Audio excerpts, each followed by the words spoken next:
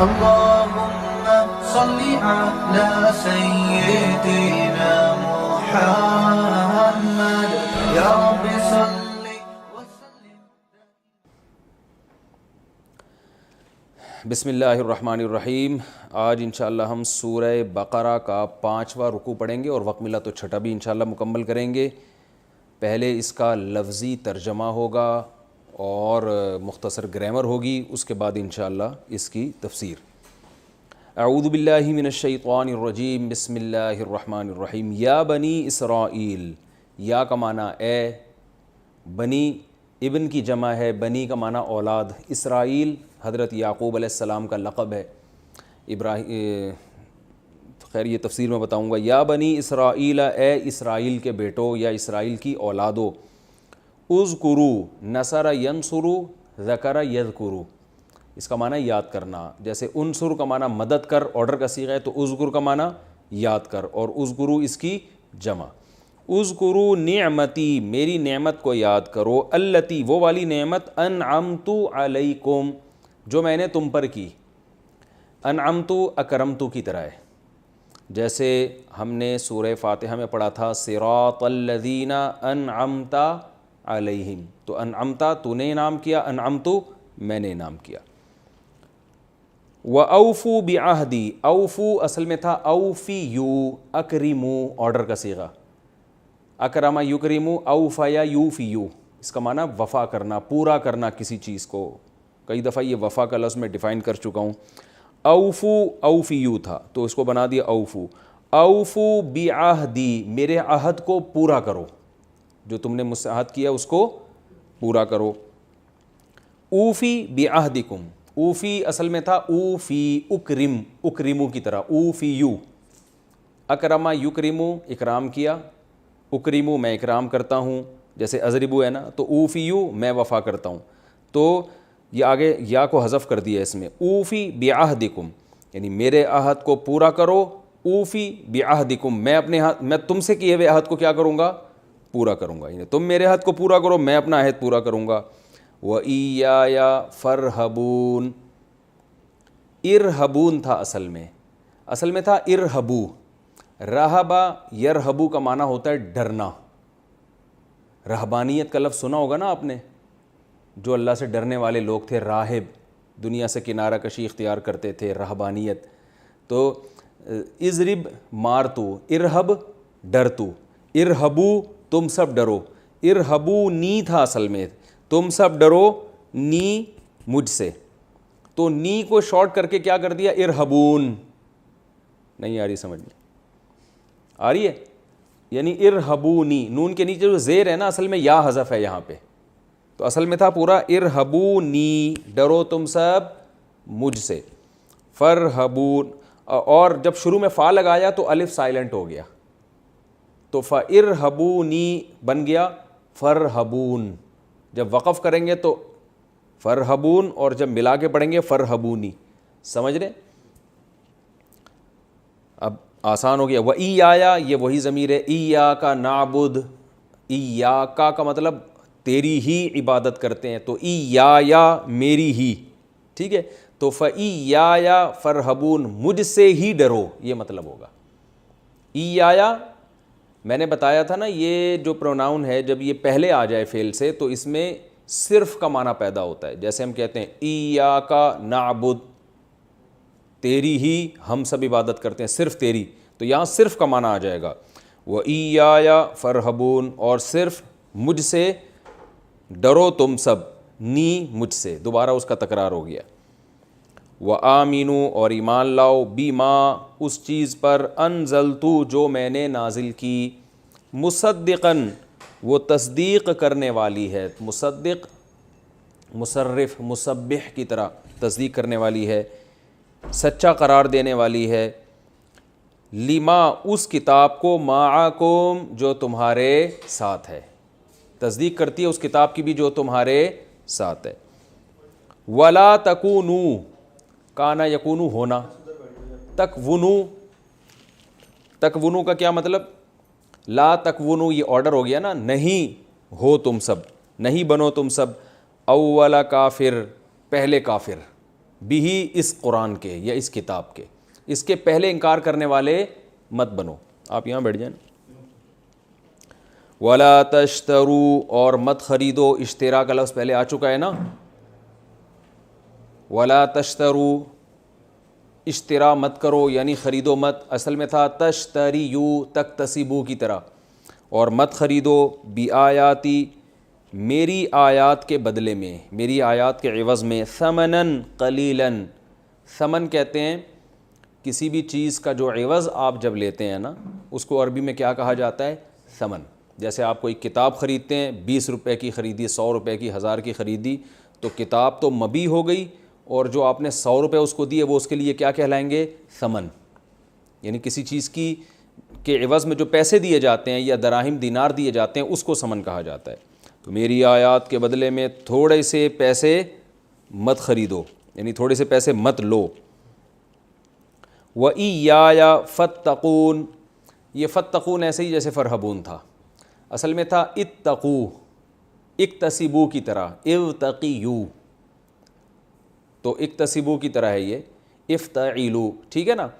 تو نون زیر نی جو ہے نا، اس کے بعد یا ہے اصل میں، جو حذف کر دیے شارٹ کرنے کے لیے. تو اتقو، ڈرو تم سب، نی مجھ سے، اور فا شروع میں لگا دیا تو الف سائلنٹ ہو گیا، تو اتقو بن گیا فتقو.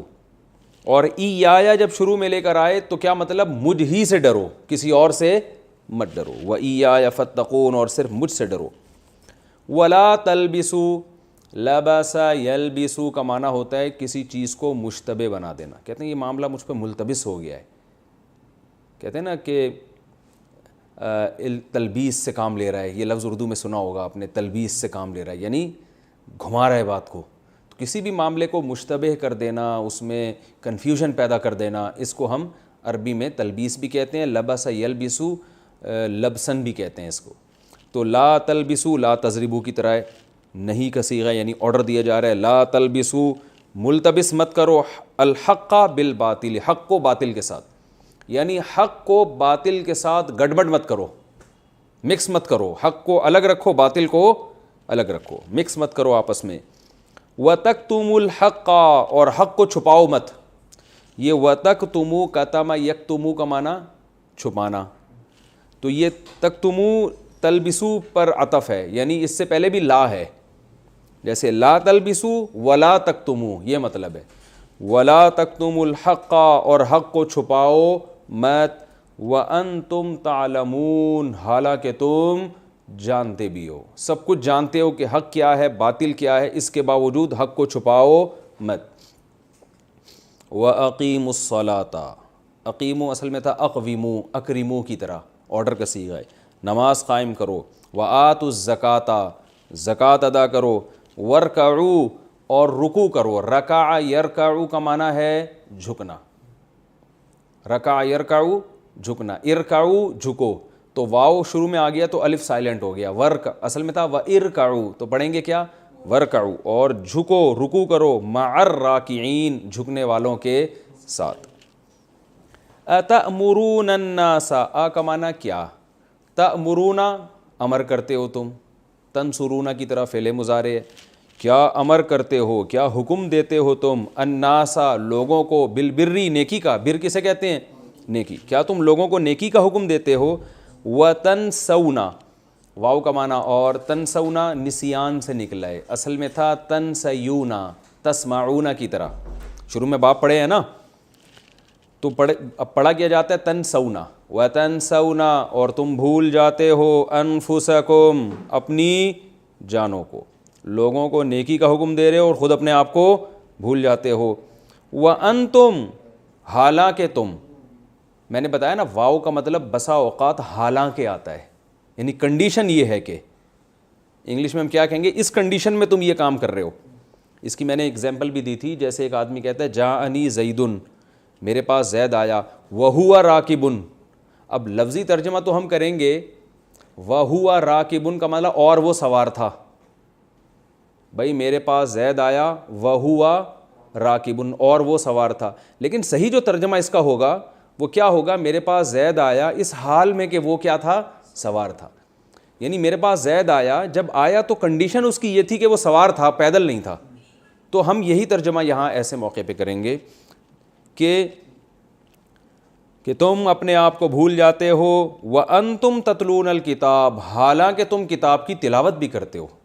تتلونا اصل میں تھا تتلوونا، تنصرونا کی طرح، تلاوہ یتلوو تلاوتن، تلاوت کرنا، اور تم کتاب کی تلاوت بھی کرتے ہو. افلا تعقلون، کیا آ کا معنی کیا، فا کا معنی تو، لا تعقلون تم عقل نہیں رکھتے، تو کیا تم عقل نہیں رکھتے. واستعینوا، اور استعانت حاصل کرو. استعینوا اصل میں تھا استعوینوا، استخرجوا، باب استفعال ہے نا، استخراج، استخرجا ماضی، یستخرجو مضارع، اور امر آئے گا استخرج، اور جمع آئے گی استخرجو. تو اسی طرح ماضی آئے گا استعونا، جس کو پڑھتے ہیں استعانہ، یستعوینو مدد طلب کرنا، اور امر آئے گا استعوینو جمع کے لیے. پڑھیں گے استعینو، پڑھا ایسے جاتا ہے. یہ میں نے کہا تھا نا واو آ رہا ہے تو صیغے کی شکل ہی چینج ہو جاتی ہے. استعینو یہ نکلا ہے معاونت سے، اردو میں استعمال ہوتا ہے نا بھائی آپ ایک دوسرے سے تعاون کریں، معاونت کریں، تو استعانت، معاونت، اعانت یہ سب ایک ہی معنی میں استعمال ہوتا ہے. استعانت مدد طلب کرنا. واستعینوا، اور مدد طلب کرو. واستعینوا بالصبر، صبر کے ذریعے، والصلاۃ، اور نماز کے ذریعے. وَإِنَّهَا، اور بے شک، اب یہاں بھی یہ واو کنڈیشن بیان کر رہی ہے، نماز کے ذریعے صبر طلب کرو، لیکن حالت یہ، کنڈیشن یہ ہے، وَإِنَّهَا کہ یہ جو نماز ہے نا، لَكَبِيرَةٌ، لام تاکید کے لیے، کبیرتن کے بعد جب علا کا لفظ آتا ہے تو اس کا معنی ہوتا ہے مشکل ہونا کسی کام کا. جیسے قرآن میں ایک جگہ آتا ہے، نوح علیہ السلام نے اپنی قوم سے کہا، ان کانا، اگر ہے، کبورا علیکم، تم پر یہ کام بہت مشکل ہو گیا ہے.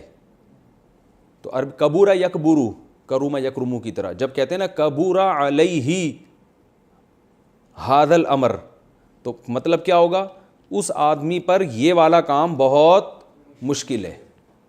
سمجھ رہے ہو؟ ویسے کبورہ کا معنی ہوتا ہے بڑا ہونا کسی چیز کا، کبیر. جیسے شروفہ یشرفو، اس کا صیغہ صفت کیا آتی ہے، شریف. شروفہ وہ شریف ہوا، اور شریف کا معنی شریف آدمی. تو کبیر کا معنی کبیر، کبورہ کا معنی وہ بڑا ہوا، یکبرو بڑا ہوتا ہے، کبیر بڑا، اور کبیرہ اس کی مؤنث.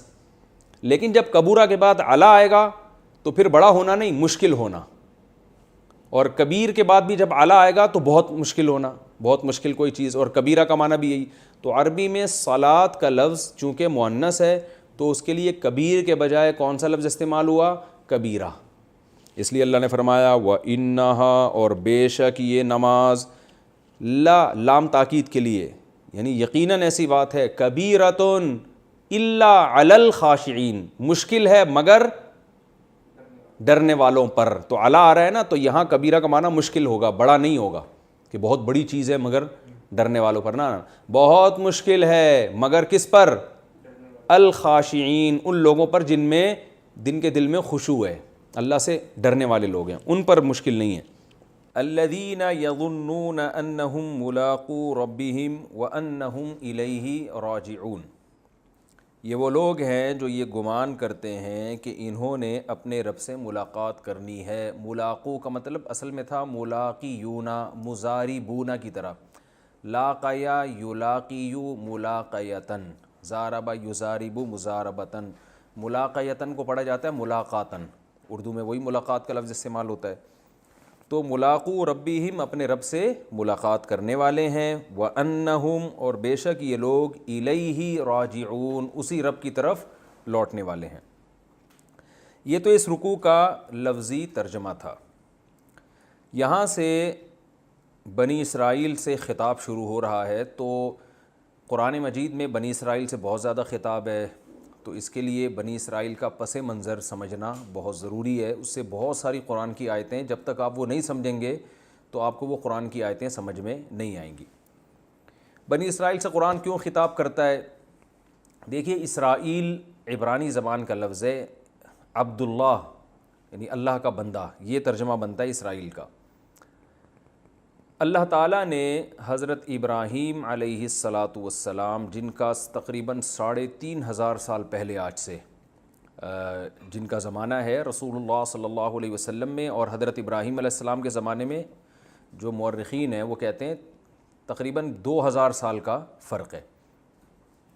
تو رسول اللہ صلی اللہ علیہ وسلم کی بعثت سے 2000 سال پہلے شام کی سرزمین میں، شام میں یہ خوب ذہن میں رکھیے کہ شام میں آج کا شام صرف نہیں ہے، بلکہ فلسطین بھی شام میں داخل تھا، اور بھی بہت سارے ایریاز جو اب شام سے چھین لیے گئے ہیں وہ سارے شام میں داخل تھے۔ اس کی مثال ایسے ہے جیسے ہندوستان میں جب نبی صلی اللہ علیہ وسلم کے دور میں ہند کا یا ہندوستان کا ذکر کیا جاتا تھا تو اس میں پاکستان، بنگلہ دیش، برما، یہ سارے کنٹریز، سری لنکا، یہ سب اس میں داخل ہوتے تھے۔ تو حدیث میں شام کے متعلق جو باتیں آئی ہیں تو اس دور کا شام ہے۔ تو ابراہیم علیہ السلام بت پرستوں میں پیدا ہوئے، آپ کے والد کا نام تھا آزر۔ اللہ نے آپ کو بہت زیادہ آزمایا، سورہ بقرہ ہی میں ہے وَإِذِ ابْتَلَىٰ إِبْرَاهِيمَ رَبُّهُ بِكَلِمَاتٍ۔ اس وقت کو یاد کرو جب ابراہیم کو ان کے رب نے چند باتوں میں آزمایا، وہ بہت سخت آزمائش والی باتیں تھیں۔ تو اللہ تعالیٰ نے وہ آزمانے میں یہ بھی ہے کہ بچے کو ذبح کرنے کے لیے لٹایا جا رہا ہے، یہ تو بچے کی ولادت کے بعد ہے، اس سے پہلے بھی آزمائشیں ہوئی ہیں، اپنی زوجہ کو ایسی زمین میں چھوڑ کر جا رہے ہیں اللہ کے حکم سے جہاں قحط سے ہلاک ہونے کا خطرہ ہے، اور جو ہے آپ کے والد وہ بتوں کو بیچا کرتے تھے مگر آپ توحید کا نعرہ لگا رہے ہیں، تو آپ یہاں آ جائیں نا سامنے۔ تو ابراہیم علیہ السلام کو جب بہت زیادہ اللہ نے آزمایا تو اللہ تعالیٰ نے آپ کو جو دنیا میں ایک نعمت دی، اس نعمت کا قرآن نے ذکر کیا ہے سورہ بقرہ ہی میں، انشاءاللہ وہ آیتیں آگے آئیں گی۔ قال انی جاعلک للناس اماما، اے ابراہیم میں آپ کو لوگوں کے لیے امام بنا رہا ہوں، اور امام بنانے کی صورت کیا ہوگی؟ آپ کی اولاد میں نبوت جاری ہوگی، آپ کو اولاد بھی ملے گی اور اس میں پیغمبر بھی آئیں گے۔ تو ابراہیم علیہ السلام کو جب اللہ نے نعمتیں دیں تو 2 بیٹے دیے اس میں، ایک کا نام تھا اسحاق اور ایک کا نام تھا اسماعیل۔ یاد رکھیں یہ لیکچر آپ نے بہت غور سے سننا ہے، اس کو ذہن میں بٹھانا ہے، کیونکہ پیغمبروں کا سلسلہ سارا اسی طرح آپ کے سمجھ میں آئے گا، اور بنی اسرائیل کا کیا تصور ہے، اور گریٹ اسرائیل جو آج یہودی جس کی بات کریں، یہ ساری چیزیں آپ کی سمجھ میں اس پس منظر میں جب آپ قرآن کی تلاوت کریں گے نا تو یہ سمجھ میں آئے گا آپ کے۔ تو ابراہیم علیہ السلام کے 2 بیٹے تھے، ایک کا نام اسحاق اور ایک کا نام اسماعیل۔ اسحاق حضرت سارہ علیہ السلام کی اولاد میں، اور اسماعیل حضرت ہاجرہ علیہ السلام کی اولاد میں۔ اسحاق علیہ السلام ابراہیم علیہ السلام کا جو اصل وطن تھا فلسطین جسے آج کہا جاتا ہے، اس زمانے میں شام کی سرزمین کہا جاتا تھا، یہ ابراہیم علیہ السلام کا اصل وطن تھا۔ یہاں اسحاق علیہ السلام اور ان کی نسل چلی آگے، اور آپ حضرت ہاجرہ کو جو چھوڑ کر گئے وہاں جو جسے مکہ کہا جاتا ہے، بیت اللہ کہا جاتا ہے، وہاں اللہ کا گھر بنایا آپ نے، تو وہاں حضرت اسماعیل علیہ السلام تھے۔ ادھر اسحاق علیہ السلام کی اولاد میں یعقوب علیہ السلام پیدا ہوئے، جن کی بشارت اللہ ابراہیم علیہ السلام کو دے چکے تھے، وَمِن وَرَاءِ اسحاق یعقوب، کہ ابراہیم آپ کی اولاد میں اسحاق پیدا ہوں گے اور اسحاق کے بعد یعقوب، یعنی پوتے کی خوشخبری بھی اللہ نے پہلے ہی دے دی تھی، اور دونوں کو پیغمبر بنانے کا اللہ نے پہلے بتا دیا تھا۔ یعقوب علیہ السلام جو تھے ان کا لقب ہے اسرائیل۔ آگے یعقوب علیہ السلام کی بہت زیادہ نسل پیدا ہوئی، جن میں 11 بیٹے آپ کے قرآن نے تذکرہ کیا ہے، اور جن میں 2 ایک ماں سے تھے اور باقی 9 دوسری والدہ سے تھے۔ یعقوب علیہ السلام کے 11 بیٹوں میں ایک کا نام یوسف، جو حضرت یوسف علیہ السلام مشہور نبی، ایک کا نام بنیامین، اور باقی تو دوسری زوجہ تھے، ان میں سے ایک کا نام یہودا تھا۔ تو اب یعقوب علیہ السلام کے ان بیٹوں کی اولادیں آگے چلی ہیں۔ یہ کیسے ہوئی ہیں؟ فلسطین، یہ جو ارض شام ہے، یہاں پر قبلہ تھا، بیت المقدس تھا، تو یہاں ابراہیم علیہ السلام کے جو یعقوب علیہ السلام کے جو بیٹے تھے نا یوسف علیہ السلام، تو بھائیوں نے جیلسی میں یوسف علیہ السلام کو کنویں میں ڈال دیا، جو سورہ یوسف میں انشاءاللہ ہم پڑھیں گے۔ وہ ہوتے ہوتے کنویں سے بالآخر قافلہ آیا, ان کو اٹھا کے لے گیا, اور مصر اس وقت بڑا یعنی ایک ترقی یافتہ ملک سمجھا جاتا تھا, ایک مہذب, ایک تہذیب تھی, ایک بہت زبردست اسٹیٹ تھی مصر میں. تو مصر کے بازاروں میں آپ فروخت ہوتے ہوتے بادشاہ کے محل میں پہنچ گئے, اور پھر وہ واقعہ قرآن نے بیان کیا. وہاں ترقی کرتے کرتے خوابوں کی تعبیر بتاتے تھے, قحط پڑا مصر میں تو ان کو حل بتایا, اور ان صفات کی بیس پہ آپ کو بالآخر مصر کا بادشاہ بنا دیا گیا. جب مصر کا بادشاہ آپ کو بنایا گیا تو یہ جو بنی اسرائیل تھے یہ سارے, یعنی یعقوب علیہ السلام بھی وہاں چلے گئے, حضرت یوسف علیہ السلام کی والدہ بھی, لوگ کہتے ہیں وہ والدہ نہیں خالہ تھی, مگر اس کی کوئی دلیل نہیں ہے, وہ والدہ ہی تھی.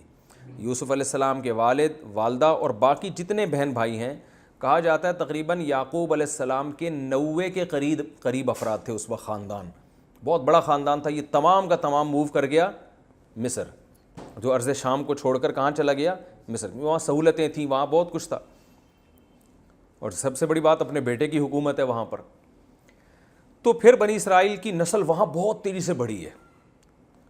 تو اس دوران بنی اسرائیل بڑھتے رہے, لیکن چونکہ ظاہر ہے یہ تھے اقلیت میں, اتنے تو نہیں تھے نا کہ مصر کی جو بت پرستوں کی آبادی یا جو مشرکین کی آبادی تھی اس کا تو مقابلہ نہیں کر سکتے تھے. تو وہی ہوا کہ چونکہ ان کے پاس ایک مذہب تھا, صحیح بات تھی, تو لوگ حسد کا شکار ہوتے ہوتے بالآخر ان کے ہاتھ سے حکومت چلی گئی, اور ان پر ظالم بادشاہ مسلط ہوتے رہے. ہر جگہ ایسے ہی ہوتا ہے کہ آپ جہاں بھی اہل اسلام کو دیکھتے ہیں تو اگر کوئی ان پہ غالب آئے تو وہ ظلم کرتا ہے, کیونکہ وہ چاہتا ہے کہ یہ مذہب ختم ہو. اس مذہب میں اٹریکشن ہوگی نا, تو اسی کو ختم کرنے کی کوشش کریں گے. تو اس زمانے میں جو بھی مصر میں بادشاہ آیا کرتا تھا اس کا لقب فرعون ہوتا تھا. یعنی یہ نہیں کہ فرعون مخصوص بادشاہ کا نام ہے, مصر کے ہر بادشاہ کو کیا کہا جاتا تھا؟ فرعون. تو یہ والا جو فرعون ہے, یہ جس کو قرآن فرعون کہتا ہے, یہ وہ مخصوص بادشاہ ہے جو موسیٰ علیہ السلام کے مقابلے میں آیا. تو خیر بنی اسرائیل پہ پھر ظلم ہوتے رہے, اور یہ جو اس وقت کی سیکولر حکومتیں کہہ سکتے ہیں آپ, سیکولر تو نہیں بلکہ جو اپنی عبادت کرواتی تھیں, ان حکومتوں نے کو یہ ڈر تھا کہ بنی اسرائیل ہی ہیں جو ہمارے مقابلے میں آ کے کھڑے ہو سکیں, کیونکہ ایسا ایک نظریہ ہے, ایک دعوت ہے جو ہمیں غلط قرار دے سکتے ہیں. تو ان پہ انہوں نے ظلم ستم شروع کر دیے, یہاں تک کہ فرعون کو خواب آیا کہ بنی اسرائیل میں ایک بچہ پیدا ہو رہا ہے جو میری حکومت کا خاتمہ کر رہا ہے. تو یہ جو فرعون جس کا قرآن میں ذکر ہے, اس فرعون نے کیا کیا؟ پھر بنی اسرائیل پہ ظلم کرنا شروع کر دیے. قرآن نے جگہ جگہ بیان کیا, یہاں بھی آئے گا کہ بیٹوں کو قتل کر دیا کرتا تھا اور عورتوں کو غلام اور باندیاں بنا لیا کرتا تھا, نسل ختم کرنا شروع کی. اسی میں اللہ تعالیٰ نے موسیٰ علیہ السلام کو پیدا کیا, جس کا ہم واقعہ پڑھیں گے انشاءاللہ آگے. بڑا دلچسپ واقعہ ہے کہ موسیٰ کی ماں کے دل میں ہم نے ڈالا کہ بچے کو صندوق کے حوالے کر دیں, اور وہ صندوق دریا کی موجوں کے حوالے ہوا, اور بالآخر فرعون ہی کے دربار میں اللہ نے حضرت موسیٰ کو پال کے دکھایا. تو موسیٰ علیہ السلام کے ذریعے پھر فرعون کو اللہ نے تباہ و برباد کیا. بنی اسرائیل میں اتنی سکت نہیں تھی کہ فرعون سے لڑ سکتے تھے وہ, کیونکہ غلام تھے, مینورٹی میں تھے, اور تھے بھی محکوم. غلام سے مراد محکوم قوم تھے. تو اللہ نے اپنی قدرت سے ہی فرعون کو دریا میں غرق کر دیا. اب جب دریا میں غرق کیا, بنی اسرائیل نے حضرت موسیٰ کو بہت ستایا, اور وہ ان احسانات کو نہیں مانا انہوں نے تہ دل سے. کچھ لوگ تو تھے لیکن میجورٹی ایسے ہی تھی. تو پھر تورات ملی ان کو, اللہ کے حکام پر عمل کرنے کا حکم دیا. پھر موسیٰ علیہ السلام نے ان کو حکم دیا کہ اب جو تمہارا اصل وطن ہے نا شام, جہاں یعقوب علیہ السلام تھے, وہاں پر, یعنی موسیٰ علیہ السلام بھی حضرت یعقوب علیہ السلام کی اولادی میں ہیں, کہ اب جو ہمارا اصل وطن ہے, اللہ کا حکم ہے, ہم وہاں قوم عمالقہ نے قبضہ کر لیا تھا, تو اب ہمیں حکم ہے کہ ہم جہاد کر کے اس قوم کو شکست دیں. بھائی اب یہ تو نہیں کہ سارے کام اللہ خود ہی کرے گا. فرعون کو تو اللہ نے تباہ کر دیا جو بڑا دشمن تھا, جو تمہارے بس میں نہیں تھا. اب تمہیں بھی کچھ کرنا پڑے گا. تو اب جاؤ لڑو, ادخلوا الارض المقدسۃ التي كتب اللہ لکم, اس ارض مقدس میں داخل ہو جاؤ جو اللہ نے تمہاری قسمت میں لکھ دیا. یعنی پہلے بتا دیا کہ فتح ہوگی. یہاں بنی اسرائیل نے ڈنڈی ماری, اور بنی اسرائیل جو ہے وہ اتنی اللہ کی معجزے دیکھنے کے بعد بھی کہنے لگے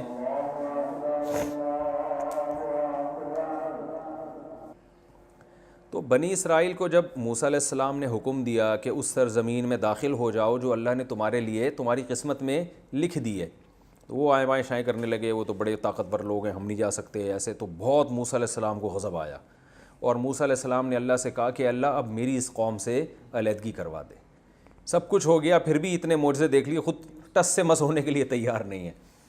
تو اللہ تعالیٰ نے فرمایا فَإِنَّهَا مُحَرَّمَةٌ عَلَيْهِمْ 40 سنہ, 40 سال تک اسی وادی میدان میں یہ گھومتے رہیں گے, انہیں شہر نصیب نہیں ہوگا, جس کو وادی تیہ کہا جاتا ہے. تیہ کہتے ہیں حیرانگی کو, تو یعنی حیرانگی والا میدان. تو حضرت موسیٰ اور ہارون علیہ السلام بھی اسی میدان میں ان کے ساتھ رہے. پھر وہیں من و سلوہ کے واقعات آئیں گے, اترتے رہے. پھر بھی اللہ نے ان کو بہت ایسے نہیں رکھا جیسے جیل میں قیدیوں کو رکھا جاتا ہے, بلکہ 40 سال اسی میدان میں کھانا پینا بھی ملتا رہا, بادل بھی سایہ کرتا رہا ان کے اوپر. تو لیکن بہرحال یہ ہوا یہ کہ ان لوگوں نے نافرمانی کی, تو اللہ نے 40 سال سزا دی ان کو, اور 40 سال میدان میں گھومتے رہے. اور موسیٰ علیہ السلام اور حضرت ہارون علیہ السلام کی اسی دوران ان کی وفات ہو گئی. پھر اس کے بعد اللہ نے نئے نبی بھیجے, تو نئے نبی کی قیادت میں پھر انہوں نے جہاد کیا, اور اللہ تعالیٰ نے اس میں ان کو فتح عطا فرمائی. آگے ہوا یہ کہ بنی اسرائیل کے جو لڑائی میں داؤد بھی تھے, جنہوں نے دشمن کے جو کمانڈر ہے نا جالوت, اس کو قتل کیا. بنی اسرائیل نے کمانڈ میں لڑائی لڑی. بنی اسرائیل کے کمانڈر کا نام تھا طالوت, اور جو دشمن تھا اس کے کمانڈر کا نام تھا جالوت. یہ واقعہ چونکہ قرآن میں تفصیل سے آئے گا, لہذا میں ابھی صرف پس منظر بیان کر رہا ہوں نا, تو ڈیٹیل ہم وہی پڑھیں گے جہاں یہ واقعہ آئے گا. تو بنی اسرائیل میں ایک داؤد بھی تھے, حضرت داؤد, جو ظاہر ہے یعقوب علیہ السلام کی اولاد میں تھے. تو حضرت داؤد علیہ السلام نے اس وقت ان کو نبوت نہیں ملی تھی, بڑی بہادری سے لڑے وہ, اور وہ جنگ بہت مشکل تھی. تو بہت سے لوگ اس میں فرار ہو گئے تھے, میدان چھوڑ کے بھاگ گئے تھے. تو چند لوگ تھے جو ڈٹے رہے, ان میں داؤد علیہ السلام بھی تھے, اور انہوں نے بہت زیادہ بہادری کی, اور دشمن کے جو کمانڈر تھا نا بہت سخت جان جالوت, اس کو قتل کیا. تو اللہ فرماتے ہیں اللہ نے اس بیس پر داؤد علیہ السلام کو جنگ کا کمانڈر بھی بنا دیا, علم بھی دیا, اور نبوت بھی دی, اور حکمت بھی دی. تو داؤد علیہ السلام پھر بنی اسرائیل کے ان پیغمبر کے جانے کے بعد داؤد علیہ السلام لیڈر بن گئے. اور داؤد علیہ السلام نے پھر بہت عبادت گزار تھے. قرآن نے ان کی عبادتوں کا ذکر کیا. ان کی آواز بہت خوبصورت تھی. قرآن کہہ رہا ہے فصل الخطاب, بہت سارے معجزے دیے اللہ نے ان کو. فصل الخطاب کا مطلب تقریر, بہت خوبصورت خطاب, بہت زبردست کیا کرتے تھے. آواز اتنی خوبصورت, تلاوت کرتے پرندے آ کے ٹھہر جایا کرتے تھے, اور جب وہ اللہ کا ذکر کرتے تو پہاڑ بھی ان کے ساتھ سے بھی لا الہ الا اللہ کی آوازیں آنا شروع ہو جاتی تھی. بڑے معجزے تھے. رات کو عبادت گزار تھے, دن میں روزہ بھی رکھتے, جہاد بھی کرتے. تو داؤد علیہ السلام کے ذریعے اللہ تعالیٰ نے جو ہے نا بنی اسرائیل کی دنیا میں بہت بڑے خطے پر اللہ نے حکومت قائم کر دی ان کی. تبھی آج اس حکومت کو یاد کر کر کے یہودی جو ہے نا وہ روتے ہیں کہ ہم تو ایسے تھے, ہم تو ایسے تھے, ہم تو یوں تھے. بہت بڑے خطے پر اللہ نے بنی اسرائیل کی حکومت قائم کر دی. داؤد علیہ السلام, اچھا وہ ایسے مجاہد تھے کہ ان کے ہاتھ میں لوہے کو بھی نرم کر دیا اللہ تعالیٰ نے.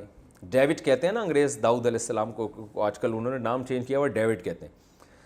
اللہ نے فرمایا ہم نے داؤد علیہ السلام, اچھا داؤد علیہ السلام اس زمانے میں 4 کی بیویاں کا نہیں تھا, جتنی بھی چاہے زوجات رکھ سکتے تھے. داؤد علیہ السلام کی بہت ساری زوجات تھیں.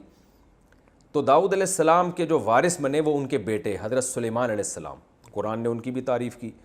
اور داؤد اور سلیمان علیہ السلام کی خاصیت کہ اللہ نے ان میں قوت فیصلہ, یعنی جو جج کا کام ہوتا ہے نا کہ یہ پہچاننا کہ کون صحیح ہے کون غلط ہے, قضا کے شعبہ یہ بہت احسن طریقے سے سر انجام دیتے تھے.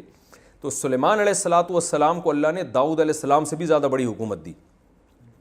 اور سلیمان علیہ السلام نے ایک دن اللہ سے دعا مانگی, ایسی حکومت چاہیے لا ینبغی لأحد من بعدی, میرے بعد قیامت تک کسی کو نہ ملے ایسی. نیت اچھی تھی, قربانیاں تھیں, اللہ نے آپ کو ایسی حکومت دے دی کہ ہواؤں کو مسخر کر دیا. یہ جو آج احرام مصر ہمیں ملتے ہیں نا, مصر میں 4000 سال پرانی عمارتیں, یہ دنیا کے عجوبہ کیوں ہیں؟ اس لیے کہ لوگ کہتے ہیں کہ سائنسدان حیران ہیں ماہرین کہ یہ اتنی بڑی بڑی دیواریں بغیر جوڑ کی اتنے اوپر پہاڑوں پہ رکھی کس طرح ہیں, یہ کون سی کرینیں تھیں جنہوں نے ان کرینوں نے جا کے رکھا ہے. تو یہ عین ممکن ہے سلیمان علیہ السلام کے وہ تعمیراتی کام ہو جن کا قرآن نے ذکر کیا ہے, جو اسباب کی دنیا میں عام آدمی کے لیے ممکن نہیں ہے. تو جنات کو مسخر کر دیا, بڑے عمارتیں بنائیں انہوں نے, بہت اس یعنی پرندوں تک کی بولیاں اللہ نے سکھا دی ان کو. تو داؤد سلیمان علیہ, تبھی گورے جو ہے نا, گوروں کی کتابوں میں کنگ سلیمان کر کے ملتا ہے یہ, یعنی ان کا لقب بادشاہ بن گیا تھا. تو سلیمان علیہ السلام کے ذریعے حکومت قائم ہوئی. پھر سلیمان علیہ السلام کی اچانک ان کی بھی وفات ہوئی ہے, اور پھر بنی اسرائیل زوال کا شکار ہوئے. اللہ نے پے در پے ان میں بہت سارے پیغمبر بھیجے, کیونکہ اللہ قرآن میں کہتا ہے کہ ہم نے ان کو علم میں بھی دنیا پہ فضیلت دی تھی, چاہے وہ دین کا علم ہو یا دنیا کا. تو دنیا کے علم میں بھی لوگ ان کے محتاج اور دین کے علم میں بھی لوگ ان کے محتاج, اور حکومت اور ریاست بھی ان کی تھی. ناقدری کرتے رہے اللہ تعالیٰ کی نعمتوں کی. پھر اللہ فرماتے ہم نے ان میں بہت کثرت سے پیغمبر بھیجے. اور بالآخر جو آل عمران تھے, حضرت عمران بھی بنی اسرائیل کے ایک بزرگ گزرے ہیں, ان کی اولاد میں اللہ نے پیغمبر بھیجے, اور انہوں نے منت مانی ان کی زوجہ نے کہ اللہ میرے پیٹ میں جو بچہ ہے اگر بچہ پیدا ہوا تو میں مسجد اقصیٰ کی خدمت کے لیے وقف کر دوں گی. تو وہ بیٹے کے بجائے بیٹی پیدا ہوگی, حضرت مریم. تو حضرت مریم کے خالو تھے زکریا علیہ السلام. زکریا علیہ السلام بھی بنی اسرائیل کے آخری نبیوں میں سے ایک نبی ہیں. زکریا علیہ السلام نے بڑھاپے میں اللہ سے اولاد مانگی, ان کو ملے یحییٰ علیہ السلام. تو یہ نسب آپ کو اس طرح سے یاد رہنا چاہیے کہ سب سے پہلے ابراہیم, پھر یعقوب علیہ السلام. اچھا, ادھر جو مکہ میں اسماعیل علیہ السلام ہے ابھی ہم ان کا تذکرہ نہیں کرتے. یہاں سے ابراہیم علیہ السلام کے بیٹے اسحاق علیہ السلام, یعقوب علیہ السلام کے بیٹے یوسف علیہ السلام, پھر ان کی اولاد انہی کے بھائیوں میں ایک یہودا بھی تھا.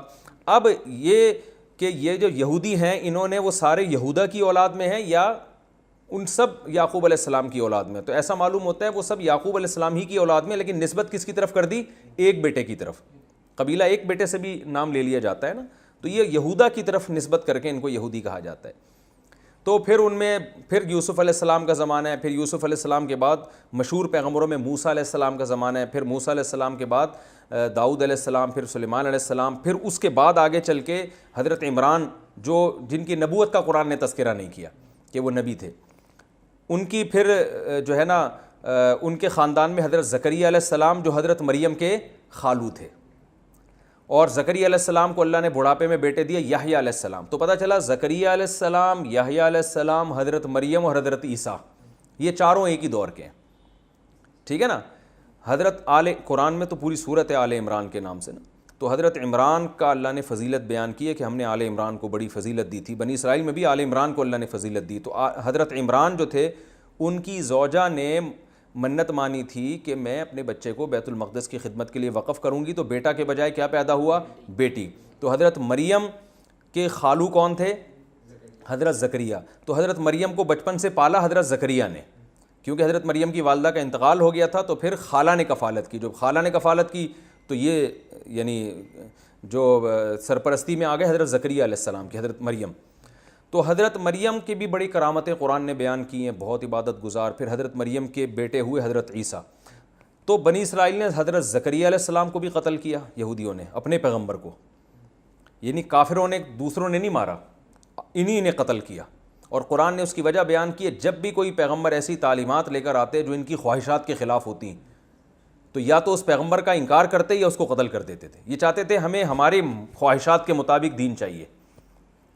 تو زکریا علیہ السلام کو قتل کیا, یحییٰ علیہ السلام کو بھی قتل کیا گیا, اور حضرت عیسیٰ علیہ السلام کو بھی اپنے خیال کے مطابق قتل کیا. لیکن قرآن کہتا ہے کہ کیونکہ حضرت عیسیٰ بنی اسرائیل کے آخری پیغمبر ہیں تو اللہ تعالیٰ نے حضرت عیسیٰ علیہ السلام کو آسمانوں پہ اٹھا لیا, اور قرب قیامت میں وہ یہودیوں سے انتقام لیں گے. یعنی اللہ نے کہا کہ اب یہ سلسلہ جو ہے یہاں حضرت عیسیٰ علیہ السلام کو میں محفوظ رکھوں گا, قرب قیامت میں نازل ہو کر نبی صلی اللہ علیہ وسلم کے دین کی گواہی دیں گے. ادھر دوسری طرف جب یعنی یہودیوں کی بدماشیاں بہت بڑھ گئیں, پیغمبروں کی ناقدری, تو اللہ تعالیٰ نے یہ روحانی سلسلہ جو حضرت ابراہیم کی ایک اولاد سے چلا آ رہا تھا اسحاق, وہاں سے بند کر کے کہاں سے شروع کیا؟ حضرت اسماعیل. حضرت اسماعیل کی اولاد میں کوئی نبی نہیں گزرا. 2000 سال کے بعد جو ان کی اولاد میں اللہ نے سید الانبیاء محمد ابن عبداللہ صلی اللہ علیہ وسلم کو پیدا کیا, اور یہودیوں سے جو روحانی ان کی جو ایک اقتدار تھا وہ چھین کر کس کے حوالے کر دیا؟ بنی اسماعیل کے حوالے. تو بنی اسرائیل کے بجائے یہ کہاں ٹرانسفر ہو گیا؟ بنی اسماعیل. اور اللہ نے ایک ہی پیغمبر ایسے بھیجے جو تمام پیغمبروں کے سردار. تو اللہ نے دونوں کو نوازا, اسحاق علیہ السلام کو بھی, اسماعیل علیہ السلام کو بھی. اسحاق علیہ السلام کو کوانٹٹی کے اعتبار سے نوازا گیا کہ ان کی اولاد میں زیادہ پیغمبر پیدا ہوئے, اور اسماعیل علیہ السلام کو کوالٹی کے اعتبار سے نوازا گیا کہ ایک ہی پیغمبر ہے مگر وہ تمام پیغمبروں کے سردار ہیں. تو اب یہودی اس پہ جلا کرتے تھے کہ روحانی پیشوا تو ہم ہیں اور اقتدار تو ہمارے پاس رہا ہے. آج بھی تو اسرائیل, گریٹ اسرائیل کی محنت اس لیے ہو رہی ہے نا کہ یہ تو ہمارا تھا بیت المقدس, مسلمانوں کے پاس کہاں سے آ گیا یہ, اور ہماری تو اتنی بڑی بڑی خلافتیں تھیں. آج بھی یہودی نقشے بناتے ہیں اتنے بڑے بڑے کہ ہم اتنے بڑے, یعنی گریٹ اسرائیل جسے کہتے ہیں وہ. تو اللہ نے قرآن میں جگہ جگہ ان کو بتایا ہے کہ تم پہ اللہ نے جتنی نوازشات کی ہیں, جتنا تمہیں نوازا گیا ہے, اتنا دنیا کی کسی قوم کو نہیں نوازا گیا, مگر تم اس کے اہل نہیں تھے. یہ عمل نے بتایا اور تم خود اس پہ گواہ. لہذا اب اگر بنی اسرائیل سے خلافت اور نبوت لے کے بنی اسماعیل کے حوالے کی جا رہی ہے تو تمہیں اس میں جیلسی کی ضرورت نہیں ہے. حسد مت کرو, بلکہ ایمان لے کر آؤ اس پیغمبر پر تاکہ تمہارے گناہوں کی تلافی ہو جائے. تو چونکہ دنیا بھی دیکھتی تھی بنی اسرائیل کی طرف کہ یہ کیوں نبی پر ایمان نہیں لے کر آ رہے, یہ تو ہم سے زیادہ پڑھے لکھے لوگ ہیں. مشرکین یہ کہا کرتے تھے کہ یہ تو ہم سے زیادہ پڑھے لکھے لوگ ہیں, یہ تو پیغمبروں پر ایمان رکھنے والے لوگ ہیں, یہ کیوں نہیں ایمان لے کر آ رہے. تو یہودیوں کا نبی صلی اللہ علیہ وسلم پہ ایمان نہ لانا یہ دوسری قوموں کے لیے بھی رکاوٹ بن رہا تھا. تو اللہ نے اس لیے الگ سے ہی بنی اسرائیل کو خطاب کیا کہ تم کیوں ایمان نہیں لے کر آتے, جبکہ تمہاری کتابوں میں بھی اس نبی صلی اللہ علیہ وسلم کا, نبی کا تذکرہ ملتا ہے. اور یہ یہودی جو یہاں کے آباد ہوئے تھے نا, یہودیوں کا اصل وطن تو شام تھا. مدینہ میں قافلہ گزر رہا تھا تو انہوں نے کھجور کے درخت دیکھے, تو وہ قافلہ وہیں اسی نیت سے ٹھہر گیا تھا کہ ہمیں جو آخری نبی کی علامتیں ملتی ہیں, اس کی علامتوں کی جو سرزمین ہے نا, یہاں وہ علامتیں ہمیں نظر آتا ہے کہ آخری نبی یہاں ظاہر ہوں گے. تو بہت سے لوگ یہودیوں کے وہاں آ کے اسی نیت سے آباد ہو گئے تھے کہ ہم جب نبی ہجرت کر کے ادھر آئیں گے تو ہم ان پر ایمان لے کر آئیں گے. لیکن جب نبی صلی اللہ علیہ وسلم نے ہجرت کی تو ان کو حسد کی آگ نے پکڑ لیا کہ ہم کیوں ایک عربی کو کیوں مانیں ہم, اور ہم تو پڑھے لکھے لوگ ہیں, امی کی ہم اقتدا کیوں کریں. تو یہ تھوڑا سا پس منظر تھا تاکہ آگے آیتوں کو سمجھنے میں اس کی آپ کو جو ہے مدد ملے. اللہ تعالیٰ سمجھنے کی, عمل کرنے کی توفیق عطا فرمائے.